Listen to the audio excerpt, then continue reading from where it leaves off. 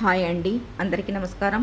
ఈరోజు తెల్ల జొన్నలు జావ చేసుకుందామని ఒక మెజర్మెంట్ గ్లాస్తో తెల్ల జొన్నలు కడిగి ఎంచక్కను మిక్సీ వేసుకోవాలండి. మిక్సీ వేసుకుంటే మనం నీళ్లు పోసే పని లేకుండా ఇలా పౌడర్ లాగా పలుగ్గా వచ్చేస్తుందండి. పొడిగాను పచ్చియే ఇవి మనకు మెజర్మెంట్ గ్లాస్తో ఒక 1/2 లీటరు వాటర్ వేసుకోవాలండి. టీ గ్లాసు దానికి ఇది 1/2 లీటర్ గ్లాసు వాటర్ వేసుకొని కొద్ది మరిగే ముందు మిక్సీ వేసుకున్నది నేను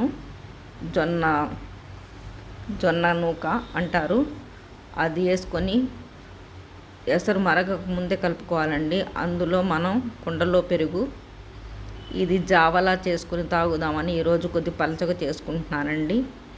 పొద్దున్నే 6కి 7:30 జావ తాగుదామని, నీరసం లేకుండా హెల్తీగా ప్రశాంతంగా ఉంటుంది. కొన్ని జీలకర్ర, కొన్ని వాము, కొద్దిగా సొంటి పౌడరు చిటికెడు వేసుకొని ఇలా జావలో కొద్దిగా ఉప్పు వేసుకొని కలుపుకొని తాగితే పంట కిందలా జీలకర్ర వాము ఎంచక్కగాను మంచిగా టేస్టీగా కారంగా ఉంటుందండి. జీలకర్ర వాము అరుగుదలకు మంచి డైజెషన్ కూడా అవుతుంది. హెల్దీ ఫుడ్ అండి ఇది. ఈరోజు నా దినచర్యలో